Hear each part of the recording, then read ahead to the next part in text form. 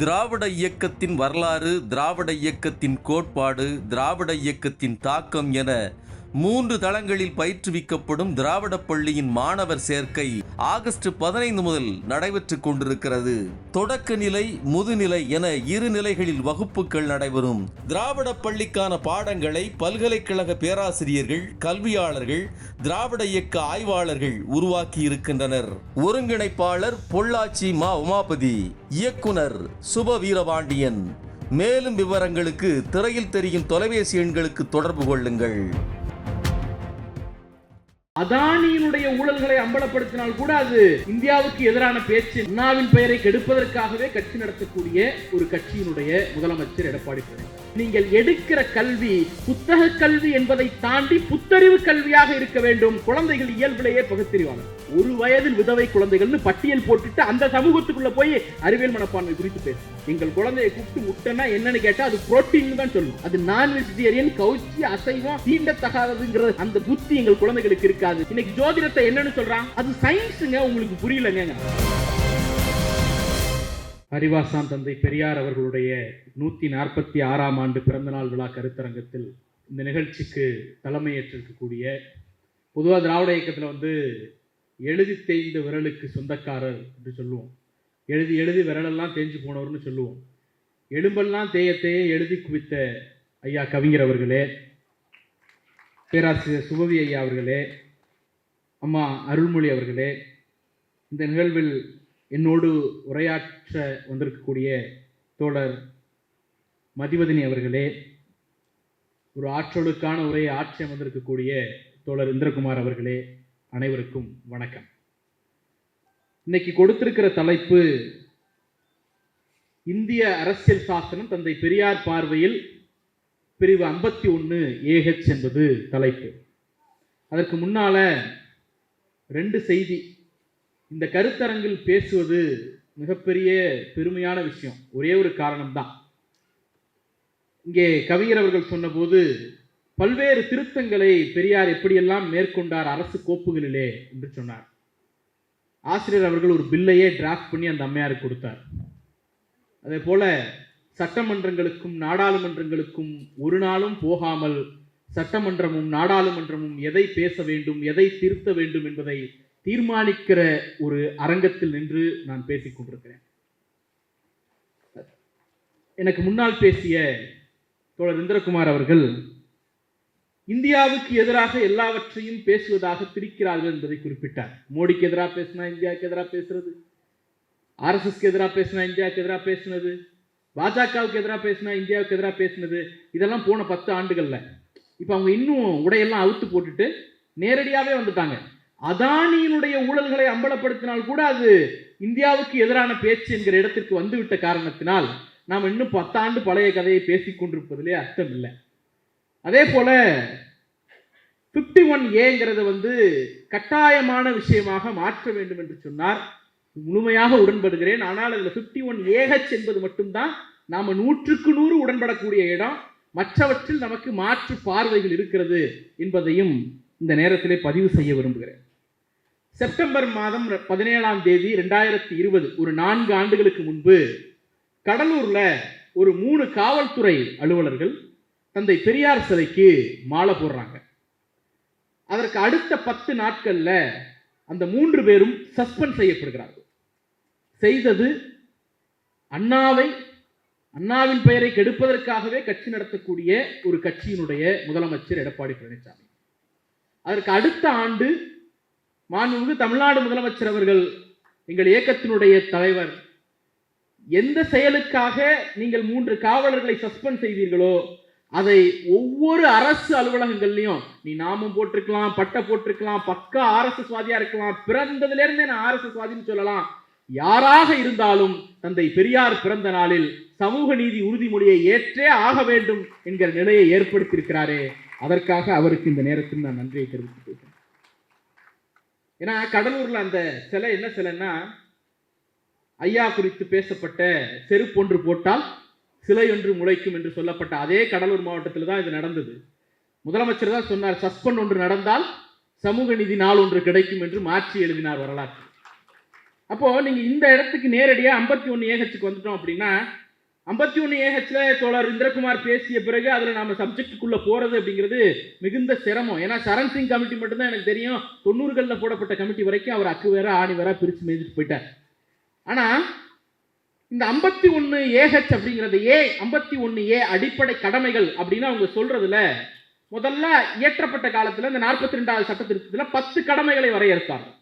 பின்னால அதுல 11 கடமைகள்னு கல்வி 14 வயது வரைக்கும் கல்வி கொடுக்க வேண்டியது அப்படிங்கிறத 11வது கடமையா நம்ம சேர்த்துக்கிட்டோம். இந்த 10 கடமைகள்ல ஹச்ங்கிற அந்த ஒரு கடமையில தான் நாம் முழுவதுமாக உடன்படுகிறோம். அது 4 விஷயத்தை வலியுறுத்துது. ஒன்னு, அறிவியல் மனப்பான்மையை வளர்க்கணும். இன்னொன்னு, மனித நேயத்தை வளர்க்கணும். 3வது, கேள்வி கேட்கும் மனப்பான்மையை வளர்க்க வேண்டும். 4வது, சீர்திருத்த மனப்பான்மையை வளர்க்க வேண்டும். இந்த 4ம் 51 ஏஹெச் வலியுறுத்துவது.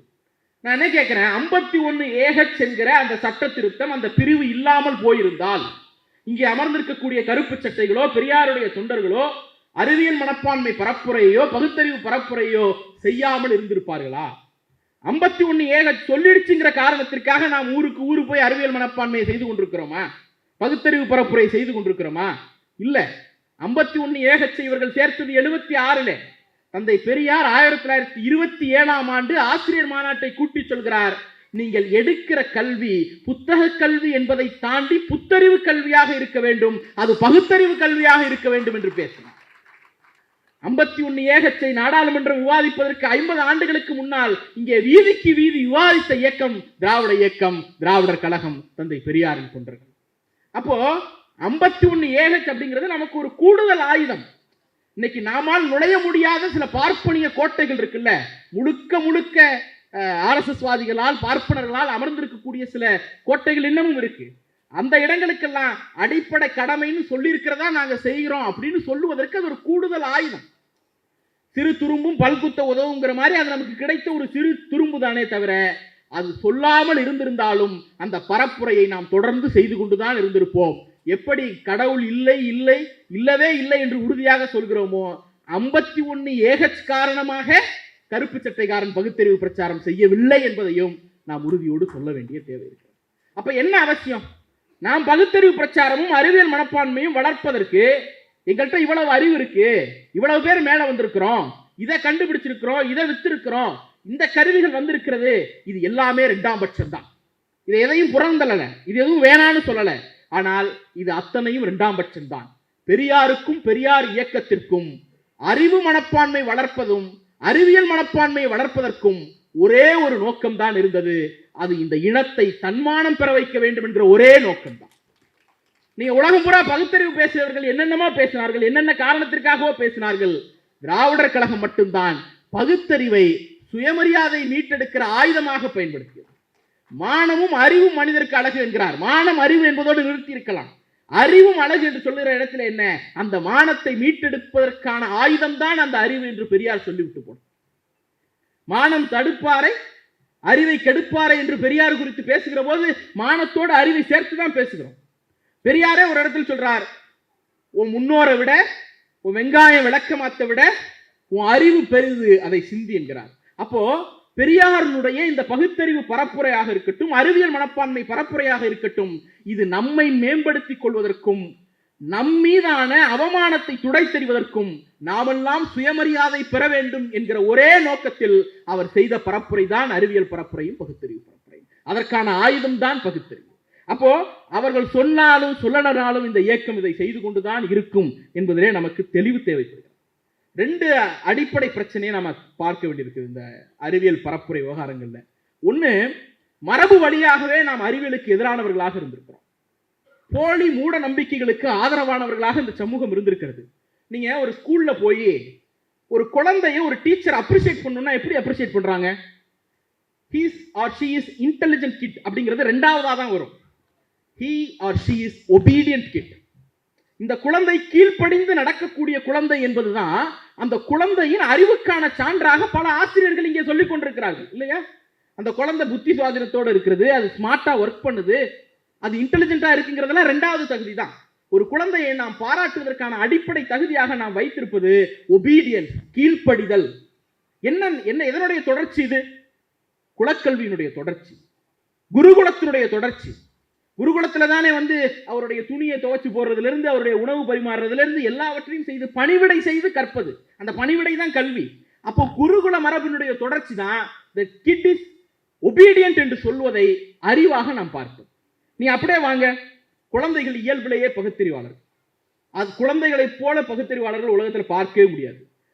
ஐயா பெரியாரே ஒரு இடத்தில் சொல்கிறார், இங்கே முன்னால் மேற்கோள் காட்டப்பட்ட அந்த இனிவரும் உலகம் தொகுப்பிலே சொல்கிறார், இயற்கை அறிவு வாசம் தான் பகுத்தறிவு என்று சொல்கிறார். பகுத்தறிவை தூண்டுவது இயற்கை அறிவு என்று சொல்கிறார். அப்போ ஒரு குழந்தை பிறக்கும் போது பகுத்தறிவாளராக தான் பிறக்கும். அது கேள்வி கேட்டுக்கிட்டே தான் இருக்கும்.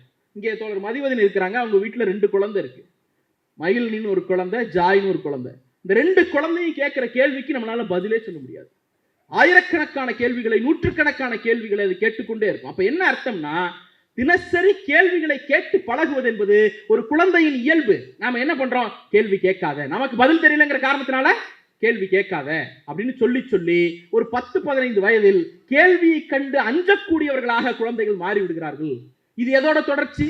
ஒரு ஆதிக்க சாதிக்காரரை பார்த்து ஒரு பட்டியலில் அந்த சாதி அடுக்கில் கீழே வைக்கப்பட்ட ஒருவர் கேள்வி கேட்க முடியாது என்கிற சமூக அடுக்கினுடைய விளைவுதான் வீட்டுக்குள்ள அந்த மனப்பான்மை எதிரொலிக்கும். நீங்க வந்து ஒபீடியன் கிட்னு சொல்றதுல எப்படி குருகுல கல்வி எதிரொலிக்குதோ அதே போல கேள்வி கேட்காதே என்று கேள்வியை கில் பண்றோம்ல அந்த கொஸ்டினை, அதற்கு பின்னால் என்ன இருக்கிறது என்று சொன்னால் ஒரு சாதிய உளவியல் இருக்கிறது. அறிவியலை பயன்படுத்திட்டே இருப்பான் நம்மால், பயன்படுத்திக்கிட்டே அறிவியலுக்கு எதிராக செயல்படுவான். மோட்டார் வாகனத்தை பயன்படுத்துவோம், லேபை பயன்படுத்துவோம், எல்லாவற்றையும் பயன்படுத்துவோம். ஆயுத பூஜை வந்தா பூஜை போடுவோம். சராசரி பாமரர்கள் செய்கிறார்கள் என்று சொன்னா கூட அவங்கள்ட்ட போய் நம்ம நெகோசியேட் பண்ண முடியும். படிச்சுட்டு கல்லூரியில் உட்கார்ந்து இருக்கக்கூடிய டீன் பண்றாங்க, ப்ரொஃபசர்ஸ் பண்றாங்க, ஹெச்ஓடிஸ் பண்றாங்க. அவர்களிடம் போய் நம்ம என்ன நெகோசியேட் பண்ண முடியும்? என்ன விவாதிக்க முடியும்? அப்போ இந்த கருவிகளை ஒரு பக்கம் பயன்படுத்தி கொண்டே அறிவியலுக்கு எதிராக செயல்படுவது என்பது இன்னொன்று. இது மூட நம்பிக்கையின் வெளிப்பாடு. அப்போ அறிவியல் பரப்புரைக்கு 3 முக்கியமான தடைகள் இருக்கின்றன. ஒன்று, நம்முடைய மனதிலே அடி ஆழத்திலே பதிந்திருக்கக்கூடிய அந்த குருகுல கல்வியினுடைய தொடர்ச்சி, சாதிய ஏற்றத்தாழ்வு மனநிலையினுடைய ஆதிக்க மனநிலையுடைய தொடர்ச்சி, மூட நம்பிக்கை மனநிலையுடைய தொடர்ச்சி. இந்த 3னுடைய விளைவாகத்தான் அறிவியல் பரப்புரை செய்வதிலே நமக்கு பெரிய சுணக்கம் இருக்கிறது. இன்னைக்கு நாம பேசிடுறோம், இன்னைக்கு பேசுவதற்கே இவ்வளவு சிரமத்தை அனுபவிக்கிறோமே. பல மாநிலங்கள் கொலைகள் செய்யப்படுகிறதே. பெரியார் 70 ஆண்டுகளுக்கு முன்னால், 100 ஆண்டுகளுக்கு முன்னால் பேசிய போது என்ன நிலைமை இருந்தது? மலம் வீசப்பட்டது, கல் வீசப்பட்டது, சொல்லடி நடந்தது. 1 வயதுல விதவை குழந்தைகள் இருந்த நாட்டில் அவர் பேசினார். இன்னைக்கு பேசல. 1 வயதில் விதவை குழந்தைகள்னு பட்டியல் போட்டுட்டு அந்த சமூகத்துக்குள்ள போய் அறிவியல் மனப்பான்மை குறித்து பேசினார். பகுத்தறிவு பேசியதற்காக, பார்ப்பனிய எதிர்ப்பு பேசியதற்காக, அவங்கால நான் ஏன் விழணும்னு பேசியதற்காக சொந்த வீட்டில் விஷம் வைக்கப்பட்ட சுயமரியாதை இயக்க தோழர்கள் வாழ்ந்த காலத்தில் பெரியார். வேற யாரும் கிடையாது ஐயா, சுபவி அவர்களுடைய குடும்பத்தினர்.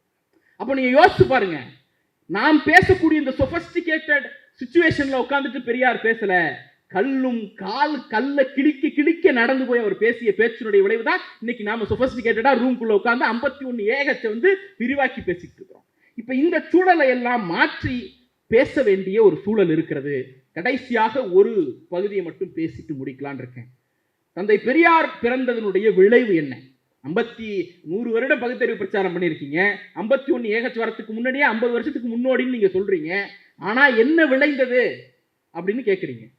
கூச்சப்படுறோம், உண்மையா கூச்சப்படுறோம். என்ன கூச்சப்படுறோம்? ஒரு மகாவிஷ்ணு உள்ள போய் ஒரு மாற்றுத்திறனாளி தோழரை பார்த்து பிறப்பினுடைய போன ஜென்ம பாவத்தினால தான் நீ இப்படி பிறந்தன்னு சொல்லக்கூடிய அளவில் தான் இன்னைக்கு நாம் இருக்கிறோம் அப்படின்னு நினைக்கும் போது நமக்கு கூச்சமா இருக்கு. ஒத்துப்போம், நமக்கு வந்து நம்ம ஒன்றும் சனாதனிகள் கிடையாது, உள்ளதை மறைக்க வெளிப்படையாக ஒப்புக்கொள்கிறோம். ஆமா, கூச்சமா இருக்கு. ஆனால் அங்கே சங்கர் என்கிற ஒரு பகுத்தறிவாளர் எழுந்து கேள்வி கேட்டாரே, அதுதான் எங்களுடைய விளைச்சல். அன்னைக்கு 3 நாள் டிவி டிபேட்ஸ்ல அவ்வளவு சங்கி கூட்டமும் வந்து அந்த மகாவிஷ்ணுக்கு சப்போர்ட் பண்ணாங்க. ஆனால் அவர் பேசிய கருத்தை ஒரு சங்கி கூட சப்போர்ட் பண்ண முடியல. என்ன சொல்றான்? அவர் பேசினாருங்க, ஆமா, நீங்க ஏன் கூப்பிட்டீங்க கேட்கிறான். அவர் பேசினாருங்க, தப்புதான், மன்னிப்பு கேட்டா போதாதா, சிறையில வைக்கணுமா, தண்டனை என்ன கொடுக்கணுங்கிறத பத்தி தான் விவாதிக்கிறானே தவிர அவர் பேசியது தவறு இல்லை என்று சொல்ல முடியவில்லை. நான் அடித்து சொல்லுகிறேன், தமிழ்நாட்டுக்கு வெளியே இதே போன்ற ஒரு நிகழ்வு நடந்திருந்தால் அத்தனை சங்கி கூட்டமோ அவர் பேசியது சரிதான், அதுல என்ன தப்புன்னு கேட்டிருப்பான். தமிழ்நாட்டில் அவர் பேசியது சரி என்று சொல்ல முடியாத ஒரு நெருக்கடியை உருவாக்கி வைத்திருக்கிறோமே. உங்களுக்கு 50 ஆண்டுகளுக்கு முன்பு பகுத்தறிவு பரப்புரையை தொடங்கியதனுடைய விளைவு தான் இன்னைக்கு அப்படி ஏற்படுத்தி வைத்திருக்கிறோம். முட்டை இன்ட்ரோடியூஸ் பண்ணப்பட்ட போது பல மாநிலங்கள்ல வெஜிடேரியன் சாப்பிடுற குழந்தைகளுடைய பெற்றோரை கூப்பிட்டு ஆலோசனை நடத்துறான். நான்வெஜ் சாப்பிட்ற குழந்தைகளுக்கு முட்டை கொடுக்கலாமா, அவிச்சு கொடுக்கலாமா, அவிக்காம பேக் பண்ணி கொடுக்கலாமான்னு. வேற எங்கேயும் இல்லை, மத்திய பிரதேசத்தில், கர்நாடகாவில், குஜராத்தில், மகாராஷ்டிராவில். ஆனால் 1989ஆம் ஆண்டிலேயே முட்டையை வீட்டுக்கு வீடு ஒவ்வொரு குழந்தைகளுக்கும் கொண்டு போய் சேர்த்த மாநிலம் தமிழ்நாடு. ஏன்னா தந்தை பெரியார் கொடுத்த பகுத்தறிவு எங்களிடம் இருக்கிறது. எங்கள் குழந்தையை கூப்பிட்டு முட்டைன்னா என்னன்னு கேட்டால் அது புரோட்டீன் தான் சொல்லணும். அது நான் வெஜிடேரியன், கவுச்சி, அசைவம், தீண்டத்தகாததுங்கிற அந்த புத்தி எங்கள் குழந்தைகளுக்கு இருக்காது. முட்டை ஒரு புரோட்டீன், அவ்வளவுதான். அப்ப இந்த சிந்தனையை நாங்கள் விதைத்து வைத்திருக்கிறோம். எல்லாவற்றையும் விட ஒரு நெருக்கடியை தமிழ்நாட்டில் அவர்களுக்கு கூடுதலாக ஏற்படுத்தியிருக்கிறோம். என்னன்னா, நிறைய சங்கிகள் இருக்கிறார்கள், மூட நம்பிக்கையை பரப்புகிறவர்கள் இருக்கிறார்கள். அவர்களே நினைத்தால் கூட இது நம்பிக்கை, இதை ஏற்றுக்கொள் என்று சொல்ல முடியாது. தமிழ்நாட்டில் ஜோதிடம் என்பது என்னுடைய நம்பிக்கை, இதை ஏற்றுக்கொள் அப்படின்னு சொல்றதெல்லாம் 20 ஆண்டுகளுக்கு முன்பு. இன்னைக்கு ஜோதிடத்தை என்னன்னு சொல்றான்? அது சயின்ஸுங்க, உங்களுக்கு புரியலங்கிறான். இது ஜோதிடம் சயின்ஸுங்க, உங்களுக்கு புரியலங்கிறான். அதே போல நம்முடைய கிரகண நேரத்தில் வெளில போகக்கூடாது அப்படிங்கிறத 10 ஆண்டுகள் 15 ஆண்டுகளுக்கு முன்பு வரைக்கும் மேலே பாம்பு சூரியனை முழுங்குது, வெளில போனா அந்த நேரம் அபசகுணம்னு சொல்லிட்டு இருந்தான். இன்னைக்கு என்ன சொல்றான்? ரேடியேஷன் அஃபெக்ட் ஆயிடுமா, நீ வெளில போகாதமா. கதிர்வீச்சுகள் பாதிக்கப்பட்டுருமா, வயிற்றுல இருக்கிற குழந்தை பாதிக்குமா, நீ வெளில போகாதமா. என்ன, அவனால கூட இது என்னுடைய நம்பிக்கை, இது கடவுளின் செயல், அதனால வெளில போகாதன்னு சொல்ல முடியல. ரேடியேஷனை துணை கலைக்க வேண்டி இருக்கிறது. அதாவது பிளாஸ்டிக் சர்ஜரிக்கு பிள்ளையார் எக்ஸாம்பிள் பண்றான். பிள்ளையார் எங்களுடைய கடவுள்னு புராண கதைகள் எல்லாம் வழக்குழிந்து போய்விட்டது, பிளாஸ்டிக் சர்ஜரிக்கு அடையாளப்படுத்துறான். அதே போல பஞ்சபாண்டவர்கள் எப்படி பிறந்தாங்கன்னா, அது ஆர்டிபிஷியல் இன்செமினேஷன், செயற்கை கருத்தரித்தல் முறை, அதனுடைய அன்னைக்கே நாங்கள் இதெல்லாம் பண்ணிட்டோம் அப்படிங்கிறான். அப்போ அது எங்களுடைய நம்பிக்கை, அது கடவுள் செயல் என்று சொல்லுவதற்கு அவர்களால் முடியவில்லை. இன்னைக்கு அவர்களுடைய மூட நம்பிக்கைகளை கூட தமிழ்நாட்டில் அறிவியலின் பெயரில் தான் விற்பனை செய்ய வேண்டும் என்கிற ஒரு நெருக்கடியை ஏற்படுத்தி இருக்கிறோமே, அதுதான் தந்தை பெரியார் ஏற்படுத்தி விட்டு போன மாற்றம். சும்மா ஏதோ 50 வருஷத்துல ஒண்ணுமே செய்யல, தோத்து போயிட்டோம் அப்படின்னு சொல்றதுக்கு இல்ல. நீ ஒரு மூட நம்பிக்கையை விதைக்கணும்னா கூட ஒரு சூடோ சயின்ஸ் பேர்ல, ஒரு போலி அறிவியலின் பெயரில் தான் அதை விதைத்தாக வேண்டும் என்கிற நெருக்கடியை நாங்கள் இங்கே ஏற்படுத்தி வைத்திருக்கிறோம். 1965ஆம் ஆண்டு 65லிருந்து 70க்குள்ள நம்முடைய கிண்டி பொறியியல் கல்லூரிக்கு கம்ப்யூட்டர் வந்தது. இந்த கதையெல்லாம் கேள்விப்பட்டிருப்போம். இந்தியாலேயே 2 பல்கலைக்கழகங்கள்ல தான் முதல்ல கம்ப்யூட்டர் அறிமுகப்படுத்துறாங்க. ஒன்று ஐஐடி கான்பூர் வடக்குல, தென் பகுதியில் நம்முடைய கிண்டி பொறியியல் கல்லூரியில. அப்போது ஐயாவால நடக்க முடியாது. ஒரு சேர்ல உட்கார வைத்துக் கொண்டு 4 பேர் பிடித்து மாடியில தூக்கிட்டு போய் வச்சு அந்த கம்ப்யூட்டரை பார்த்து அதுல ஒரு 7-8 கேள்வியை ஐயா கேட்டாராம். நமக்கு ஒரு புதிய கருவி ஆச்சரியம் மட்டும்தான் வரும், அங்க கேள்வி கேட்கணும்னு தோணாது. ஏன்னா நம்மளுடைய அறிவை குறைச்சி மதிப்பிட்டுருவானோ, இது கூட தெரியாம கேள்வி கேட்கிறாரு, இவ்வளவு பெரிய வயசாயிடுச்சு அப்படின்னு நம்மளை தப்பா நினைச்சிருவானோன்னு நாமெல்லாம் கேள்வி கேட்க மாட்டோம். ஆனால் ஐயா அந்த இடத்துலையும் தோண்டி துருவி கேள்வி கேட்டிருக்கிறார். ஆச்சா, இது எங்களுடைய பகுத்தறிவு பகலோன் தந்தை பெரியார் 1965-67 செஞ்சது. இன்னைக்கு அப்படியே கட் பண்ணுங்க. 2022-23 தமிழ்நாட்டினுடைய முதலமைச்சர் துபாய்க்கு போறார். துபாய்க்கு போய் இந்தியா முழுக்க எல்லா முதலமைச்சர்களும் வெளிநாட்டு பயணம் போறாங்க. அங்க போய் கோயிலை திறக்கிறான், அங்க போய் பஜனை பண்றான், அங்க போய் 2 சிங்சா எடுத்துட்டு ஊர்வலம் போறான். பிரதமரே கூட அதுதான் பண்றாரு. ஆனால் தமிழ்நாட்டின் முதலமைச்சர் ஒருவர் மட்டும்தான் துபாய்க்கு போன போது மியூசியம் ஆஃப் ஃபியூச்சர் என்கிற இடத்திற்கு போனார். மியூசியம் ஆஃப் ஃபியூச்சர் என்ன? மியூசியம்னால நம்மால 1000 வருஷம் பழையது, 50-500 வருஷம் பழையது என்பதை வைத்திருக்கிற இடத்திலே இன்னும் 100 ஆண்டுகளுக்கு பின்பு என்ன வரப்போகிறது, இன்னும் 500 ஆண்டுகளுக்கு பிறகு என்ன தொழில்நுட்பம் வரப்போகிறது என்பதை மியூசியமாக துபாயில வைத்திருக்கிறார்கள். அந்த மியூசியத்திற்கு தமிழ்நாட்டுடைய முதலமைச்சர் போனார். 1965-67 கம்ப்யூட்டரை தேடி எப்படி எங்கள் பெரியார் ஓடினாரோ அதே போல ஃபியூச்சர் மியூசியத்தை ஓடி இன்றைக்கு பெரியாரின் வழிவந்த எங்களுடைய தலைவர் ஓடிக்கொண்டிருக்கிறார். இன்னைக்கு அமெரிக்காவுக்கு போகிறார். எல்லோரும் பயப்படுற ஆளில்லா வாகனத்தை இயக்குவதிலே ரொம்ப கூலா அதுக்குள்ள போய் உட்கார்ந்து இருக்கிறார். என்ன அடுத்தது என்ன என்கிற சிந்தனை இந்த இயக்கத்தின் மரபணுக்குள்ளே பெரியார் விதைத்து விட்டு போயிருக்கிறார். அந்த மரபணு இல்லாத யாராலும் இந்த இயக்கத்திற்கு வர முடியாது, வந்தாலும் நீடிக்க முடியாது என்கிற நிலையை அவர் ஏற்படுத்தி விட்டு போயிருக்கிறார். அதனுடைய விளைவுதான் இவர்கள் மசூதியை இடிக்க வேண்டும் என்று பேசிக் கொண்டிருந்த நாளிலே நாம் கம்ப்யூட்டர் எஜுகேஷன் எப்படி கொண்டு போய் சேர்க்கலாம் என்று பேசிக் கொண்டிருக்கிறோம். இன்னைக்கு புல்டோசர் ராஜ்யம் என்று அவர்கள் பேசிக் கொண்டிருக்கிற நாட்களிலே தமிழ்நாட்டினுடைய முதலமைச்சர் கூகுளோட சேர்ந்து தமிழ்நாட்டில் 20 லட்சம் மாணவர்களுக்கு ஏஐ தொழில்நுட்ப பயிற்சி எப்படி கொடுக்கலாம் என்று யோசித்துக் கொண்டிருக்கிறார்.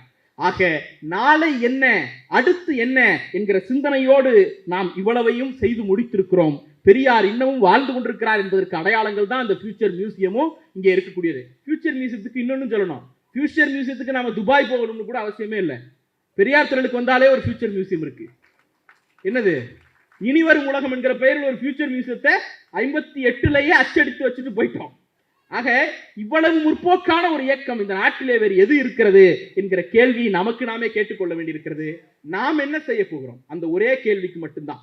பெரியார் அறிவியல் வளர்ச்சி, பகுத்தறிவு வளர்ச்சியின் அடையாளமாக, பேசிக் அடையாளமா, ஏன்னா ஒரு 7-8 கட்டுரையில நான் படித்த காரணத்தினால் சொல்லுகிறேன், அவர் பேசிக் ஐடென்டிட்டியா பார்த்தது லைஃப் எக்ஸ்பெக்டன்சி. ஒருவனுடைய வாழ்நாள் எவ்வளவு நீள்கிறதோ அது ஒரு சமூகத்தின் அறிவியல் வளர்ச்சிக்கான அடையாளம்னு அவர் கருதி இருக்கிறார். பல்வேறு கருதுகோள்கள்ல அது ஒரு கருதுகோள். அப்போ அவர் சொல்லுகிறார், வெள்ளைக்காரன் நவீன மருத்துவத்தை கொடுத்து விட்டு போனதால் 27 வயசு வாழ்ந்துட்டு இருந்த நாம இன்னைக்கு 52 வயசு வாழ்கிறோம், இன்னும் 10-15 ஆண்டுகள்ல 70 வயசு வாழ்வோம் அப்படின்னார். அடுத்து ஒரு வார்த்தையை சொன்னார், அதை சொன்னா சர்ச்சை ஆயிடும், யூடியூப்க்கு தம்பனையில் ஆயிடும், அதனால நான் அதை தவிர்த்துறேன். அப்போ செய்தி ஒண்ணுதான், அறிவியல் பூர்வமாக நிரூபிப்பதை மட்டுமே பெரியார் தன்னுடைய வாழ்நாளில் கடைசி வரைக்கும் நம்பினார். அந்த நம்பிக்கையை நாமும் பெறுவோம். திராவிட இயக்கம் அறிவியல் மனப்பான்மையும் பகுத்தறிவு பேசியதும் ஏதோ எங்களுடைய சாதனை என்று பறைசாற்றிக் கொள்வதற்காக அல்ல, இந்த இன மக்களினுடைய மான உணர்ச்சி பெற வேண்டும் என்ற ஒரே காரணத்திற்காகத்தான் என்று சொல்லி வாய்ப்புக்கு நன்றி கூறி விடைபெறுகிறேன். நன்றி, வணக்கம்.